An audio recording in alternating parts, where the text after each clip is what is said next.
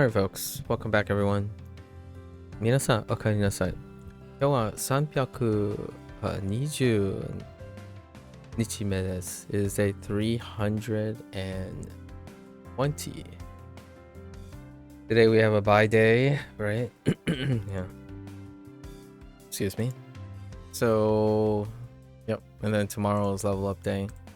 These one, we're just gonna clump them together. Right? It's our 76. 73. Oh, plus the 3 lessons from these 3. It'd be relatively quick today. I imagine most of this is coming from one unit. Well, let's get into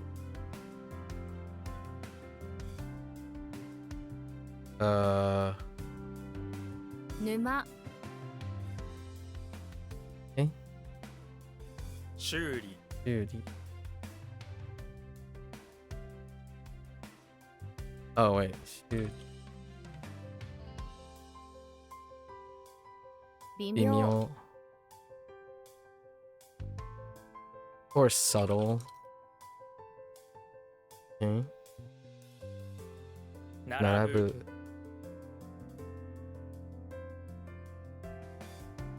Ah, 児童 Ido.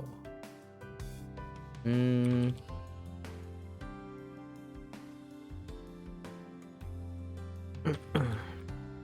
衆議院 Shugin.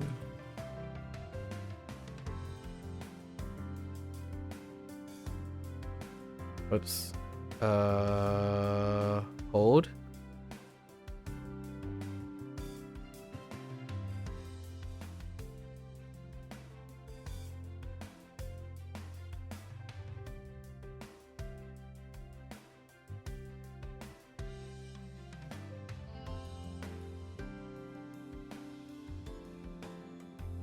Seiketsu. So a little bit weak on the se. 家庭 4年時代幼年時代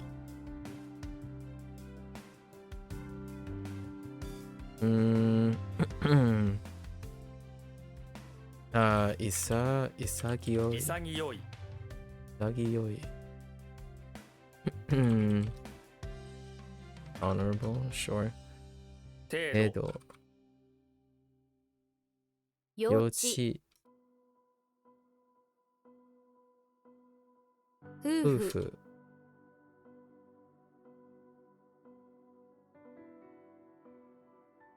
Okay. 浜辺浜辺コールコール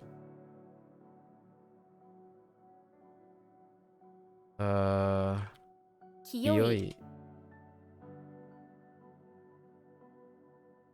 攻撃攻撃家政婦家政婦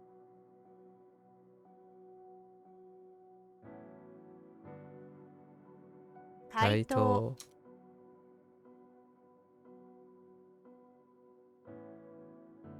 夜更けふけ Oh, there, Tessa. Oh, hello. Oops. Oops. Oops. うつす Oops.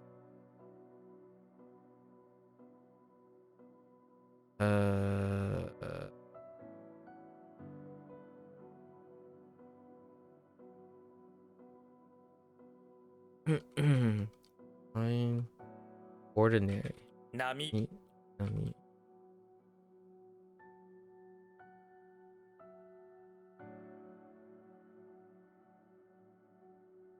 幼幼児児。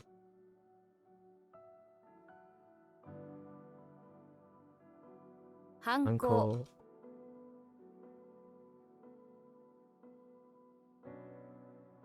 妙妙。移 You 民 mean, let's see. Okay. 移動移動。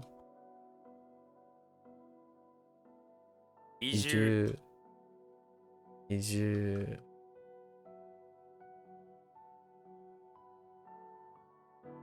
回数券。回数券。回数券。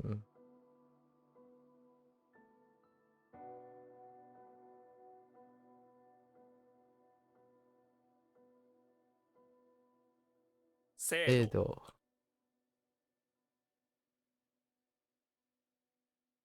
傘立てを。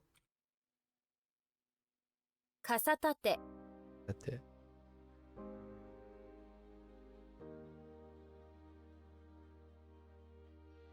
習字学。金庫。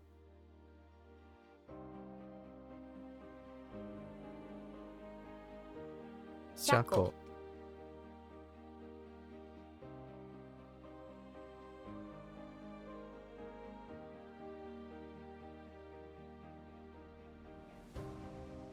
平行。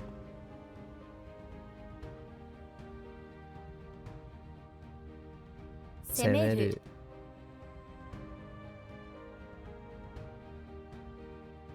前売り券。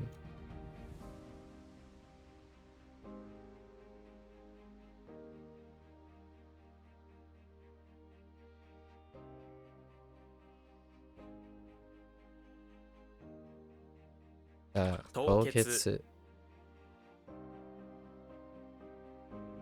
婦婦人。人。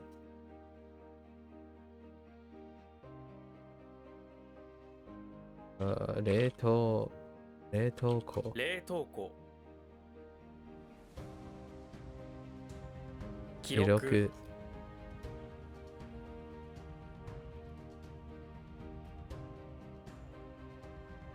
主婦。主婦。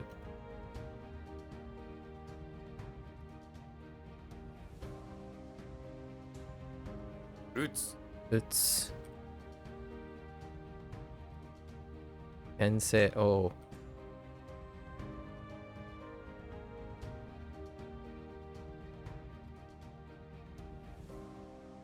牽制。 I kept having a typo there. That's interesting.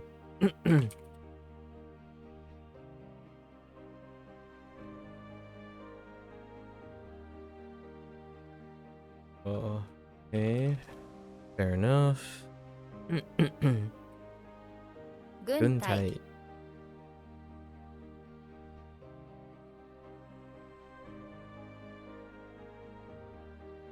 利益。冷静。うん。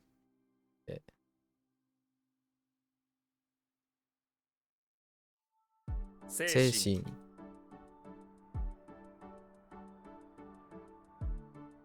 横浜。微生物。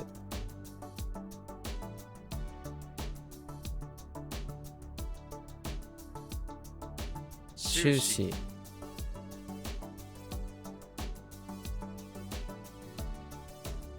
進撃。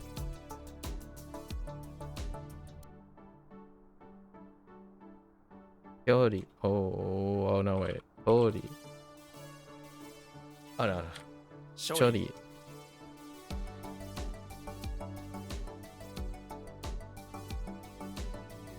国益。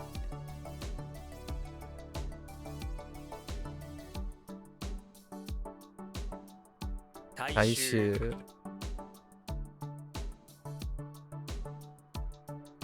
交易。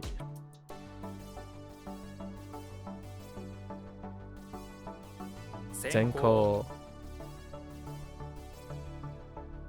日程。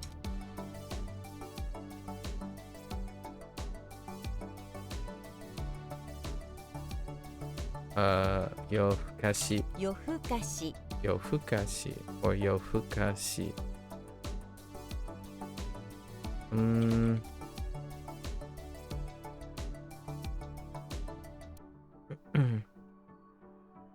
処分。処分。はい。squad。兵隊。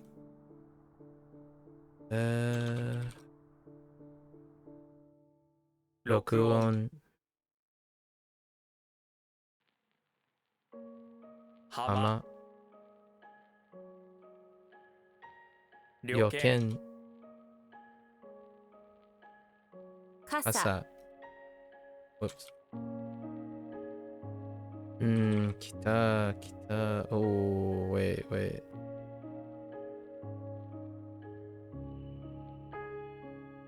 北に No. ほう。wait. 北に北国。北国。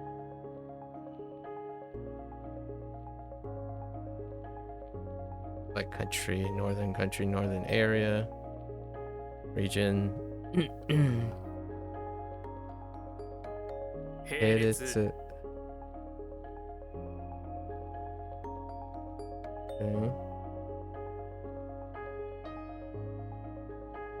登録。Okay. Heck.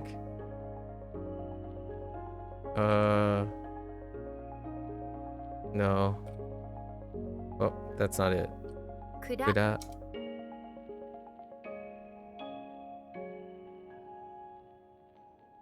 Okay. 冷たい。冷たい。冷たい。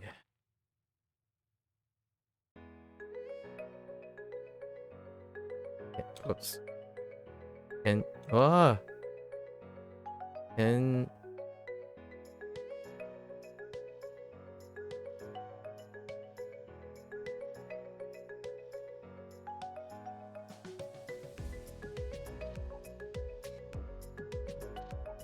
Oh. 憲法。憲法。県。Any difference? Oh. 不潔。月。投資。投資。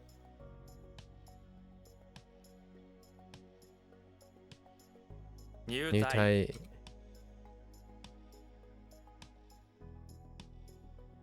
研修。Whoops. 有益。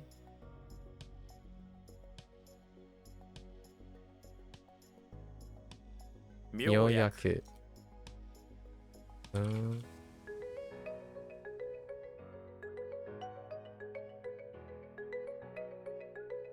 沼地。沼地。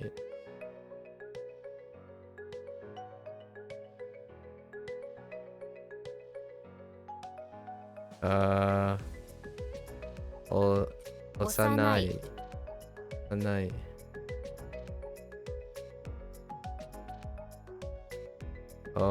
歩道。歩道。Nice. It's quick. 15 minutes. Let's go over our kanji for tomorrow's level up. Quick days. Gonna start working on something in the evening. Secret. Alright. Let's do our reads and our definition for our level up day tomorrow. Alright. Aku, fence. Me, alluring. Kawa, dry up. Ke, lineage. Kon, marriage. You, play. Ki, flag. Sho, illumination. Kai, pleasant. An, addition. Bean, or. Ball, scarce. Teki, suitable. Yo, deposit. N, prolong. Yoku, next. Jan, look at. That's it. Nostalgia. Oh, push. Makura. Pillow. Wa, float, roll, leak, fu, token, pull, purchase, itsu, go beyond, choku, decorate, soul, boisterous, high, back, tatsu, photograph, pull, steal, nyo, nyo, smell, new, wet, mei, niece. And that's a wrap for WaniKani. These are quick days because we're kind of shifting our schedule back up because of WaniKani. Spoke about this at multiple lengths. I think in general, a nice hot feature as a choice is to designate a buffer zone. Maybe like a here's what I would typically think. Like, this is my current thought about WaniKani's scheduling system. I don't know how difficult it is to implement or rewrite their whatever code that they're using. However, I think it's on a one thing I would like is start. It creates a start time default. Right. That's what I want to mention here since we finished so early. A start time default. Basically, when you start a review, that time is stored, and upon completion,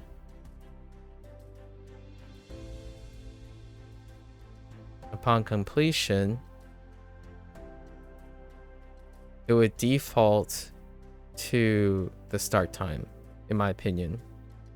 The start time of the exercise. So each review, that it seems like a kind of a little bit inefficient way to do it, but it would store the review's item store time, and upon completion, it would default to it. If it doesn't complete, then there will be a null, right? There'll be a null condition to ignore the stored time. In my opinion, this would then allow one to set review intervals.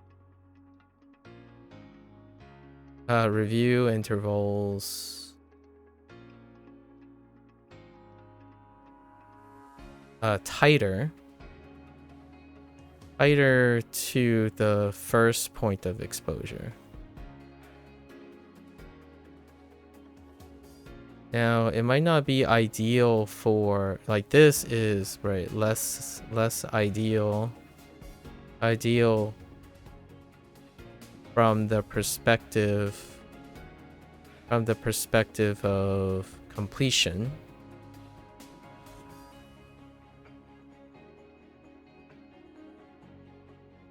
Basically accuracy and whatnot. However, there's another factor in here. This would be more accurate to account for how much exposure time you have. So it's at the beginning of the exposure. And these flashcards, like the SRS system, the exposure is instantaneous. Like, the moment that card shows up, that's your exposure time. And what this trade-off, in my opinion, is this gives the option to normalize habit stronger, in my opinion, especially this type of exercise. It allows much more predictability of start time. I think this is one of the much later stages, if not even earlier stages. I think this is relevant the entire time. So it's my current, like, not necessarily a gripe, because you can actually work around this. You can habitually say, oh yeah, like myself, every 2 or 3 weeks you shift the time earlier. There's a huge silver lining for myself.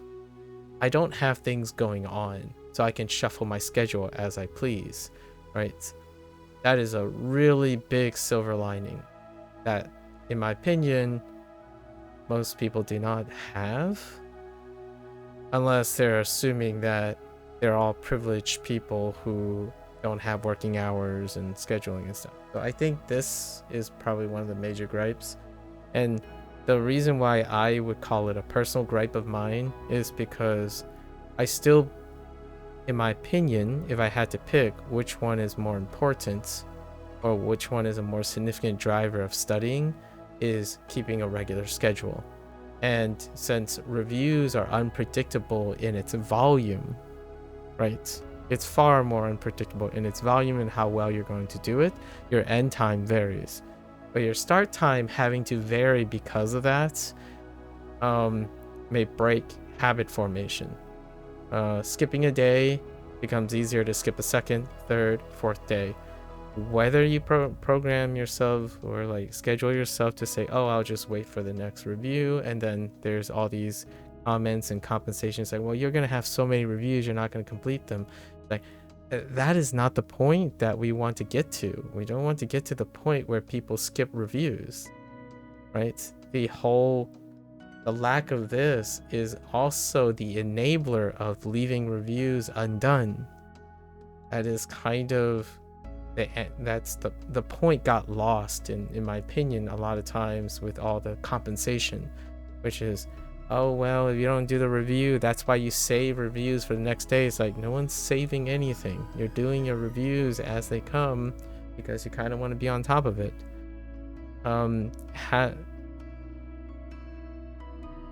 Adding an extra layer of having to micromanage, it's a good skill to have. I personally think it's an awesome skill, problem solving skill that could be challenging, right? However, for myself, I don't quite think that's something that people will do buying this product.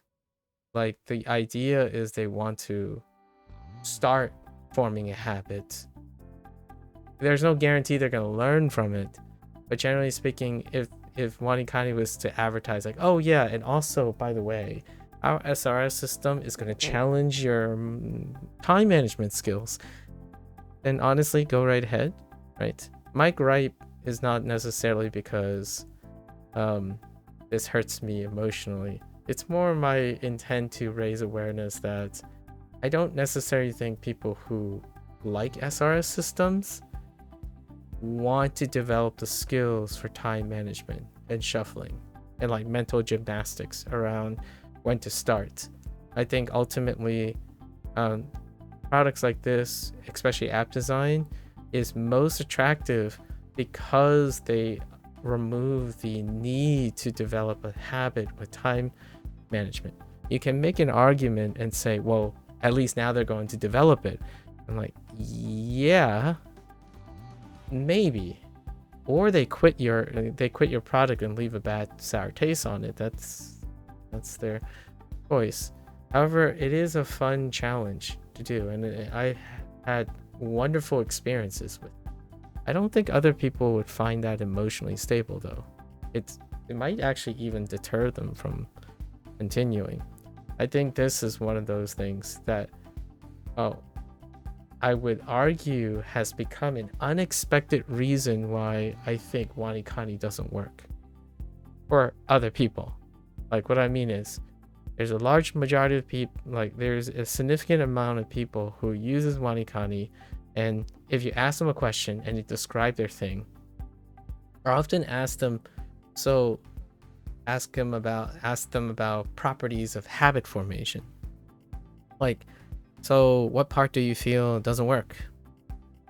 And often it kind of indirectly points to how, quote unquote, inconsistent it feels over time. And that deals with like the volume control, the setting. Like, I obviously there's no way to really know because someone has to actually be aware and express that is part of the problem. But there are indicators that would point to the idea that it is kind of difficult sometimes to form a consistent rhythm with WaniKani, and having a non-normalized start time intentionally designed, like intentionally committed by the individual, would be disfavorable to the feeling of consistency. Hello there, Bree.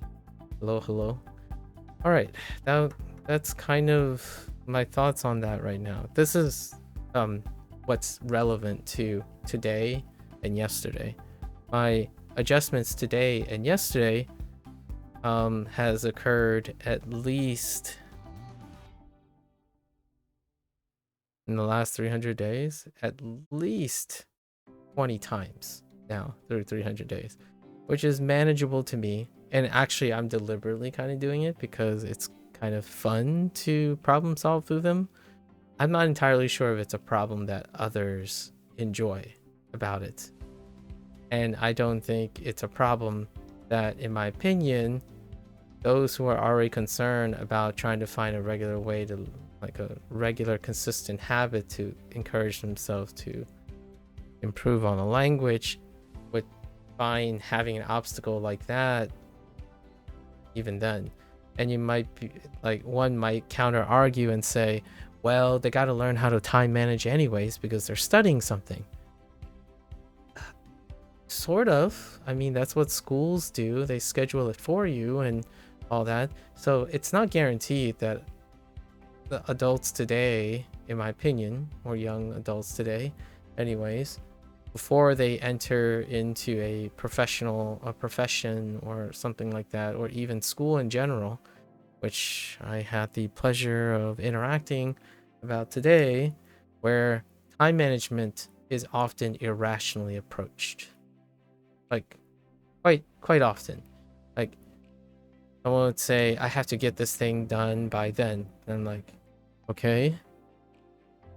Is like, so if you don't, you fail, right? There's no other way you can go about it in that deadline. Like, yep. And then that's it. That's the end of the story. So oftentimes it is a great lesson to learn about that. And then you can counter argue like, well, they have to learn how to adapt to fixed time schedules. Yes, if they learn, but there are many ways to acquire that skill and develop that skill. You can also include an option where they take agency over how they schedule. Actually, one of the alternative ways to get someone to practice how they manage their time and take accountability for their time is to allow them to do it. Therefore, they have to take responsibility for when it doesn't work. And that flexibility allows more possibilities for it. Prescribing one is, I thought SRS sounded very romantically useful. That's how I came into this, because people said like, oh yeah, you know, then you don't have to worry about when you're going to study. The program, or it took statistical averages in order to determine when is the next time you're going to forget something or close to forgetting, in order to optimize your time. And to me, that sounds like the effects of averages. And I've come to appreciate what SRS does as a starting point. But dynamic spacing is usually done by the user. Giving the user a place to start is pretty amazing already. The idea of studying something and you can trust a system to tell you when, that's convenience. It's not learning or skill acquisition for determining that. In fact, it actually does the opposite. Where when someone says something like, oh yeah, I'm going to get ready for an exam, which happens a lot, actually. Today I had the pleasure of talking and trying to analyze a problem like that with someone. And then 3 or 4 other people, whenever they give me a timeline, they're like, yeah, I'm going to do this in 2026. I'm going to do this halfway in 2026, then following.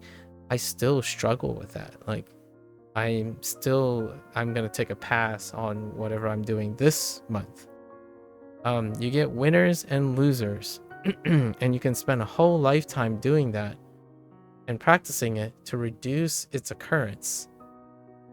In my opinion, things like this gives this false sense of security, like people understand how they schedule their time and understand how to pace and find a timing to achieve long-term goals. I think that's also one thing that formal education holds adults' hands, young adults' hands, or possibly a little too long. In the sense that there really isn't a challenge to time management, quite a lot.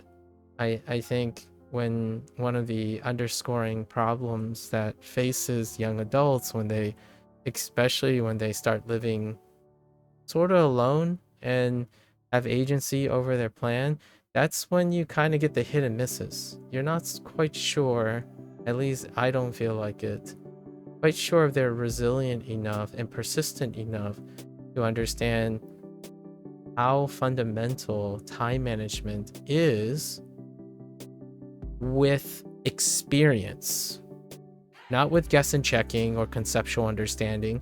You have no experience of your own capacities until you actually do enough. So whenever I get into these like listening bouts with people, when someone tells me they have to do something in 3 months and they show no indication to me that they are able to achieve it in 3 months, like in any way. We're not talking about they tell me things and I'm like, okay, I can see how that works. No, we're talking about nothing. We're talking about things like, it's already too late. I'm like, I don't understand. It's already too late. How do you know it's already too late? Like, because of X, Y, and Z, that has very little, like, that didn't explain what you're going to do in the 3 months to the exam. And then they're like, well, it doesn't matter because I'm not going to pass, or I can't do anything about it. Like, okay, so what can you do about it? Like, can you aim for score? If you're going to fail an exam, are you going to fail it in a manner that you can predict? As in, the things you can work on now, can you get those accurate in the exam? So they're like, well, it doesn't matter if I'm going to fail the exam. I'm not going to bother trying. And I'm like, well, if you're not going to bother trying, how do you know you're going to fail the exam? And then by how much? By how little? You're not going to learn anything by theorizing and conceptualizing your capacities without any experience. No XP equals unpredictable. And when I mean unpredictable, I'm talking about on a number line from predictable to unpredictable. If you have no XP and you rationalize everything conceptually with no XP, then it continues to become more and more unpredictable. So you're either going to test it with experience and find out if it gets more predictable, or choose not to do it and it will be permanently and possibly even more unpredictable over time. So that is kind of the situation. It's very coincidental, and I hopefully, with all due respect to all the people who I have had the privilege to try to see if I can be as helpful as I can be about trying to play up experience, right? I want to play this up for everyone that I've been interacting with lately. I think the last 2 or 3 weeks I've been playing up experience. I think selling yourself short in being able to do things despite failure. Like, if you are absolutely certain, despite all of that feelings and things working against you, I understand. inevitable failure feels inevitable. It's incredibly disheartening. However, you can still play up your experience. You can still win something unrelated in the process. And I'm gonna stick to my guns. This is what I can do myself as a stranger, and that's also what you can do despite in the face of adversity and failure, right? Ironically, I'm not talking about any particular person coincidentally, I'm not talking about any particular person. I think the last month, by sheer coincidence, one of the core foundations of the process is kind of lacking in a way, in a really unfortunate, emotionally shrouded way, in like 10 different people, like all at once. Like all of a sudden it's very coincidental that one of the underlying thing is I got to do more, in my opinion, because what I mean is I got to figure out how I can do more, because if I choose to say I can't do something and focus all my energy on what I can't do, we're in the same boat together. I am not going to be someone who you talk to or share something and I'm going to say, oh, you know what, let's just throw up our hands and give up, right? Or like, oh, there's no reward or redeeming quality in failure of an attempt. There's only victory. When you do something, things become more predictable. You like to think it becomes more predictable. Do not underestimate the power of experience at the face of adversity, right? That sounds like a life coach, like go get 'em tiger kind of situation. However, one must also show some discreetness and tactfulness in being aware that it's an incredibly large emotional hurdle to think that doing things despite a failure can be very rewarding. I think that's one of the first steps that I think at least half of those people that I have a privilege of talking to recently hopefully will know or feel, because people don't, like, in those situations you don't start out as a success story, you don't start out as a winning condition, you're not given a winning position before you win. You actually fail and get knocked down over and over again. But not giving up is the inches closer to success. And it comes in many, many shapes and sizes lately. Oh yeah, no worries, Danny. I actually got up in the middle of my sleep because we're kind of adjusting, so I kind of have half sleeps, like 2 4-hour periods, and you happen to be working on that piece, the get well soon piece during that time. So I took a peek when you were working on your diamond shape things. Your process is definitely different. It's definitely different. It is really fun to look at how other people work. Like, boy, you and I have a lot of contrasts. Some funny moments, some interesting moments that overlap, but your process, our process are so different. It's kind of fun. Like, what I mean is, when I look at other people, I'm always looking at the stuff that I adopted already. So it's interesting now to look from a different lens, where now I have an ironed out process, and now looking at other people with an art process in mind that changes the feel of the game. Anyways, we're trying to cover this thing in the future. And how does this relate to all of it? It does relate to the idea of normalizing habits. We got to normalize those habits, right? The goal now is to create something, play up play up the XP. You play up the XP, you get that person to do something. And when that person does something, you fingers crossed and you're like, I can at least do something despite the unwinnable odds. And that something can have the opportunity and beginning of a habit. And that's how it relates to WaniKani. Now, when someone says, oh, I'm not going to be able to learn a language, I'll never be able to learn the language or learn anything meaningful about a language. Honestly, much like Duolingo's original mission, it starts with developing a habit that creates enough experience for someone to actually work on. And that, in like, for example, for Duolingo's case, to become a serious language learner, sure, and then ditch Duolingo. That is the goal. Without habit formation, the task wouldn't get refined in the first place. Thank you. You're actually a new, different tool of background. You just went with the flow. That's great.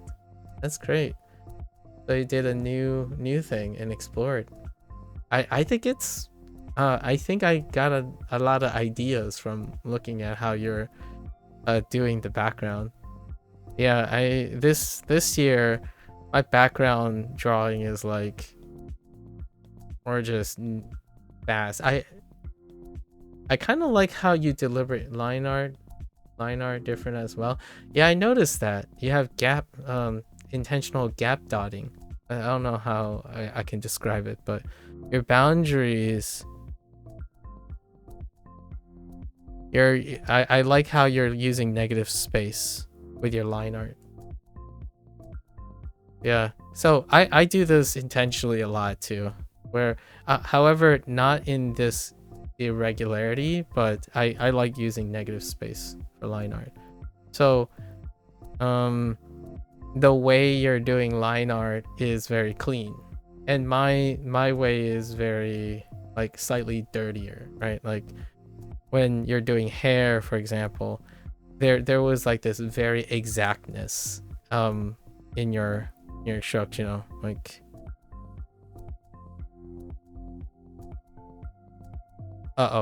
it's getting very suspicious. We shouldn't draw that shape. So you know, kind of like how this stuff is incredibly precise, and I don't know how long people can keep up, but oftentimes if you lighten your things like this,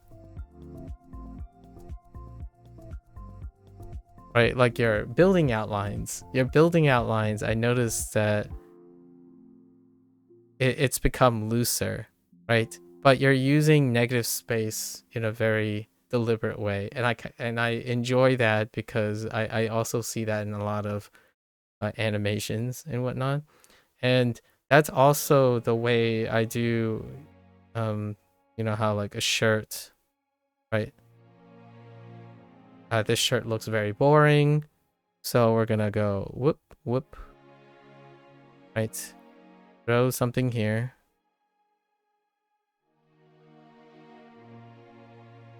Right? So you're like, it's one of those properties over time where you, obviously this looks horrible because I have no idea how to do shirt at the moment. But the idea that I'm trying to emphasize is it really does feel like you are doing your line art where it's not always connected. It's not always consistently having to be a whole thing. You can imagine the things, and you are like, it feels like to me you're capturing essences of buildings, and like your fence, for example, right? There's quite a lot of understanding or feeling of negative space, and negative space is kind of one of those things that is very clever in a way that humans, whenever you look at a picture, you kind of just fill it in anyways. So for whatever reason, I tend to find instead of doing it exactly this all the time, I did see you do the thing where you take one thing and then replicate it to the other. That is also a nice. I think that's one of the things that we have overlap. I like your at least the background stuff for that. I also noticed some interesting corners. Your clouds are interesting, where like they're very. Your clouds are closer to the things that I'm referring to when they're like very precise. You like where you added Luna as well? Oh, I'm not sure if I know where. Let me see. Where did you put Luna? Oh, right, on the hat, on the head. Yes, you gotta play something on the head. I'm genuinely curious. I was looking, Danny, at your process because I was genuinely curious how you were doing the, like, constantly relying on very, very precise shapes. Like, that's a cloud, but this could be a cloud too. So what I mean is when you're sketching, it still feels like it's not a sketch. It feels more like precision. Like you have what I mean is it's less flowy, it's more accurate. Like it's very, very accurate. And I kind of understand that feeling a lot of times. And for me, whenever I'm thinking, you add line art as well to the clouds and moon, you just forgot? Oh, okay. Yeah, because like your original clouds, it's interesting. Like, hear me out. I kind of miss the part where your background is, but have you done a thing where, this is just an idea for fun, have you ever taken like a brush and for clouds, for example, you took like a brush with a specific texture, and I don't have, unfortunately this pen tool doesn't have anything, but you just blotted something, right? You just plop plop plop plop plop, you put like a couple dabs everywhere, and then you shape it into a cloud or shape it into the texture. I think that, in my opinion, is a really fun exercise to figure out what your flow is. Because flow is really wonderful sometimes too.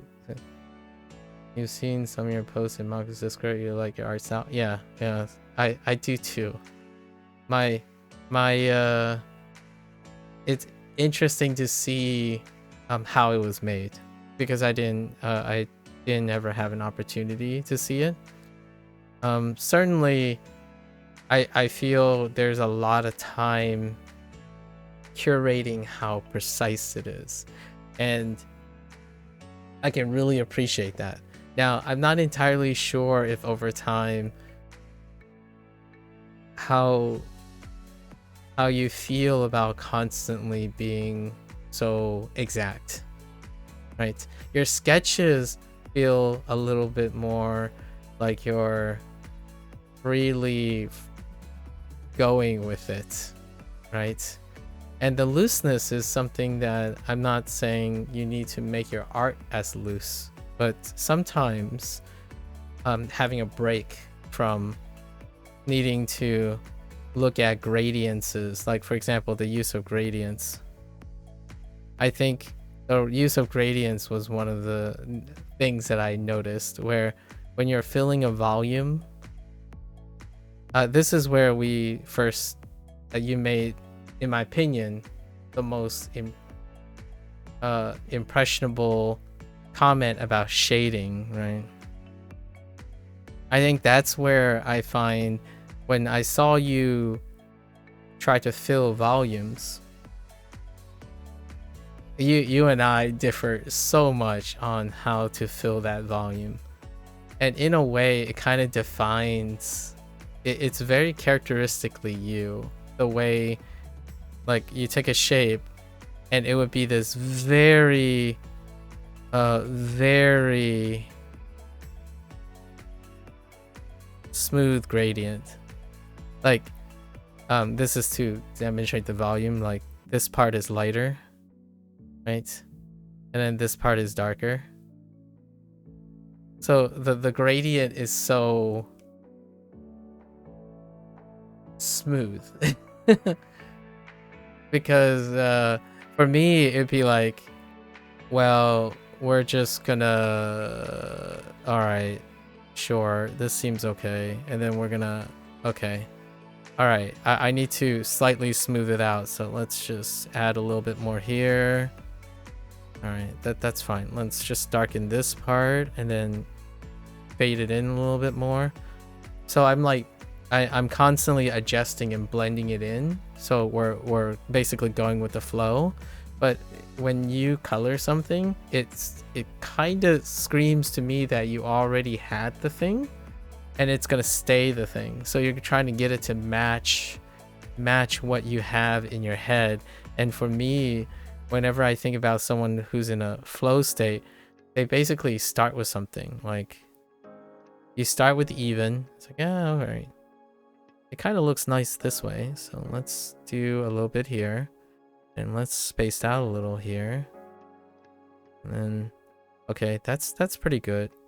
Let's try to make this part a little darker. So we're going to go this way. And then now we have 3 volumes, right? This is the darkest. This is lighter. And this is the lightest part. And then I'm like, okay, so clearly the light source is coming down here. So let's just, let's draw a light source here. Right? Illuminate this one. And that's kind of what I feel like whenever I think of someone who's flowing with their artwork. However, you, in my opinion, have what I think is kind of like when I started back in the day, where you come in with a really, really sharp composition and then you're trying to fill that composition up, right? You're like, all right, I know exactly what I'm trying to do and I'm going to stick to the plan. And I kind of respect that. That's probably where I have been really laxed lately. I basically spent all the time willy-nilly. I drew something and I'm like, whatever, we'll make it work. It'll look fine by the end of it. So you have, it would be kind of fun to show you like studies. Maybe I'll try to do a study of your work and see where we compare and contrast. I haven't thought about it yet though, but right now it is very tempting. Anyways, that's a side digression. That's a side digression. I actually don't know if Bree does artwork. I don't know if Bree does artwork. An interesting. I did work on something yesterday. It's slightly. I did the line work for it. Yeah, it's gonna be unexpected. And it is a Heather thing. We did draw something for Heather. This time I took much more liberties. Like I went with moving away from simplifying it. It's a little bit more ornate and kind of in my wheelhouse. So I might finish that this evening. I worked on it for like 15 minutes. During that time when I was peeping into your stream on doing the get well card, I needed to stay awake for like 15 or 30 minutes because I don't want to like try to go back to sleep right away if I am unable to. So we did like a 15-minute line workup. I am excited to I'll let you brainstorm what Heather could be doing. It's a good one. It's a good one. It's usually what I think about when I think about dreams. Anyways, thought I'd share that. That's what I was doing in the evening, outside from this other stuff that I was talking about, which deals with or relates to a lot of the people that I have been talking to on and off. I think one of the... And you just starting up a stream and doing work, that's exactly what I mean. It's awesome, Danny, to see that despite maybe being tired and you have work, you're making time to allow your abilities and your skills and finding application to motivate you to use your skills. Being incredibly creative and applying all and opportunities to demonstrate your skills and applying it is exactly what I was referring to before you came in on normalizing a habit, right? If you've learned a skill or you've gotten an idea, finding an application for it immediately makes the process more valuable, the information more valuable. So sometimes artwork is a great way to have people appreciate something without like being very high stakes yet. Right now, I feel the vast majority of the people that I've interacted with, there's a lot of high stakes. Stakes are very, very high, and it's really difficult to step around eggshells in order to encourage that person to take those risks on high stakes. You can pretty much watch the whole process on the background on your stream. Yeah, that was kind of the idea, but I have to make time for it, and I wasn't gonna be able to do that last evening. Will do. Alright, folks, that's a good place to wrap up our WaniKani. A little yap at the end. It's all related. I think most of this stuff is related. Doing WaniKani is an example of doing something, right, and then learning from it. The other thing I was going to talk about was the word accountability, but generally accountability is something that is even bigger than the learning process itself. I think the learning process is part of accountability, and I've been kind of leaning towards that recently. I think oftentimes I don't underestimate people's ability for the different stages of accountability, right? As a final topic before I move to Hanzahiro, is the concept of accountability. And there are different types of accountability, obviously. And the specific type of accountability that I'm talking about is the self, because we're still at that stage. And then there's like the workspace accountability, and then accountability with strangers or with other people. So strangers, people, right?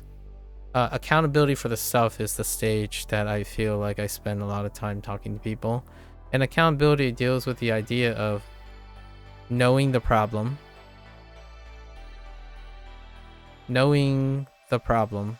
which that's a stage that's pretty much cleared whenever possible. In fact, this is the stage that ends up taking up 90% of the person's attention and energy. Stage 2 is often planning, right? Planning. And that I feel is the other 10%. Now stage 3 is obviously doing and then learning from it. And that's where I'm trying to get to for the most part. How do you get from knowing the problem to planning what to do and then doing learning. Usually 90% of the time, in my opinion, most of the individuals that I've been speaking to know what the problem is. They are very clear. And I wouldn't mean by knowing what the problem is the emotional accountability, like whether it's self-loathing, self-deprivation, or it's blaming others, etc. This part is like internalized really well. There is some sort of planning in most of those situations, but those planning then gets blown back to blame and emotional things. And here is where we're working on, in my opinion, trying to get from the planning stage to the doing, and then allowing yourself the opportunity to learn and find value, right? And that's kind of where we are right now. And then this is related to that. Were you shocked to see you stream out of nowhere? Not well. I was very tired, so I wasn't really thinking too much. I think I'm not really surprised considering your social media presence. I think it would be far more shocking. I don't think so, but it was pleasant. It was a very pleasant. The timing might be interesting. I think the timing would have been, because it was very late in the day, so that was a bit surprising. I think the timing was maybe not streaming itself, largely because I thought you were also resting, resting for health reasons. I know you probably since recovered largely. You started like 12 a.m. Yeah, I noticed. All right, let's wrap this part up. I'm gonna take a quick break first. So that's the wrap for our WaniKani session for today. If you're gonna watch this later, arigatou gozaimasu. Right, as always, feel free to follow along, pick up WaniKani for yourself, give it a try. Let me know what you think. You're always welcome to Yap. Learning things, problem solving, language learning, drawing, motivation.